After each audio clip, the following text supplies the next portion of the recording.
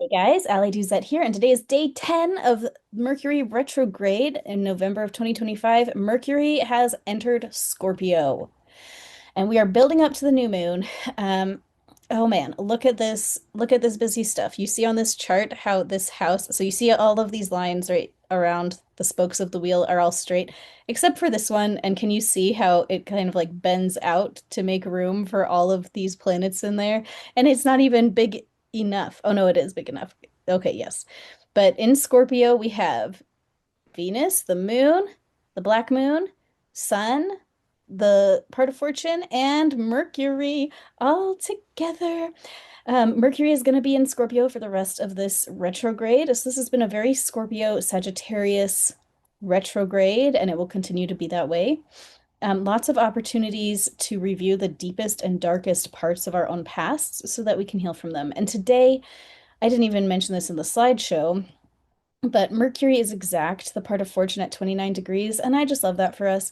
A big blessing on our efforts through Mercury retrograde. So that's I just like that. Okay. Scorpio deals with all the things that we are embarrassed about, that we're hiding from, the stuff that we don't want to think about. And one of the big secrets of life is whatever you really don't want to think about is probably exactly what you need to think about. And I'm sorry about that. It's a bummer.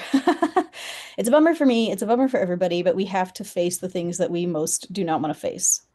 The more we want to avoid it, the more important it is that we face it. So, what are you ashamed of, embarrassed about, or hiding from? Scorpio deals with the things we want to hide. It is the closet of the chart where we shove everything that we don't want to look at. So, what have you not wanted to illuminate, and what have you actively not wanted to see clearly? What truths are you hiding from in your life? Today, we have a lot of support to start facing these things and bringing them to the light if we want to. And some of these things may drift towards the light, whether we want them to or not. In your body, if you have an infection within, you do actually want it to come out.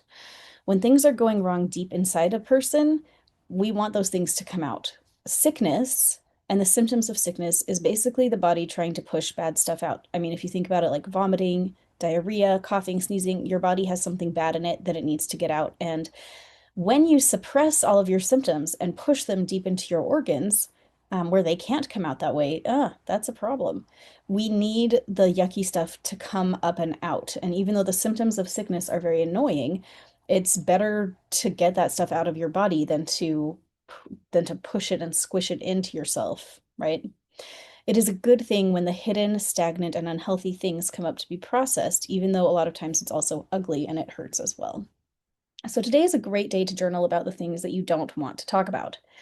What do you truly not want to face in your life? What are the conversations you would rather do anything than have?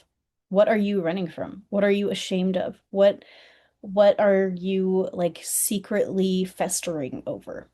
And I'm not asking you to actually face those things in person with real life conversations or anything, but if you can bear to journal about them and then burn or throw away the pages afterwards so no one can read them, I think that would be a very powerful thing to do today.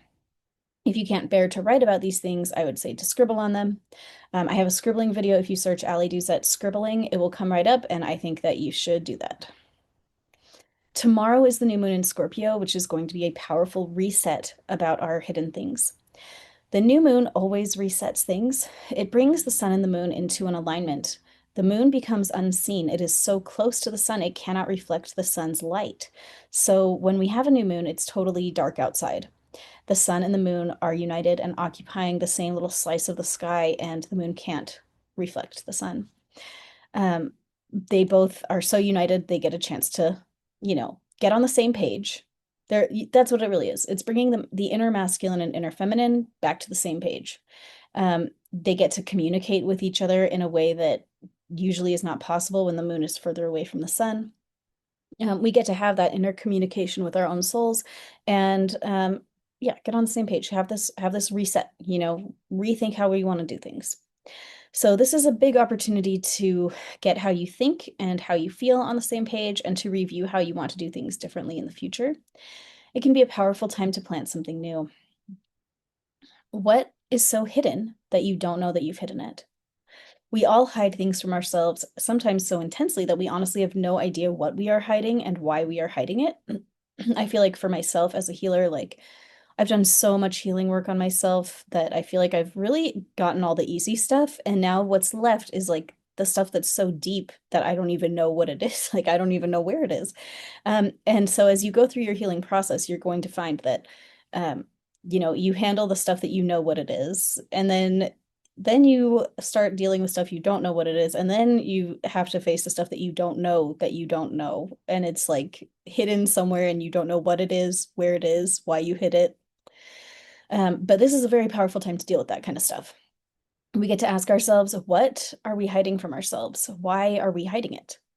And just asking those questions can start bringing things into our awareness that can be very helpful to us, even if it's painful. This I don't know, Scorpio transits can be kind of painful. That's, a little bit of the name of the game. But maybe you will have a life-changing perspective shift, and maybe that will be exactly what you need. So some recommended sessions for today are going to be the bitterness session, to help us clear out any bitterness that we've hidden and squashed down into our souls. The childhood trauma session, is going to be really helpful for dealing with those hidden parts of ourselves from childhood, the stuff we didn't want to face from back then. And then gut healing for gut feeling. I love this one. It works on both your physical gut, like your digestive process, and also your gut feelings, kind of that whole region of the body that both it processes our inputs, all of our inputs. Our food, it processes, and then it processes, the experiences that we have, and gives us, um, our spiritual insights. Like when you have that gut feeling to do something or to not do something, if you are struggling with your gut feelings, this is definitely the session to do.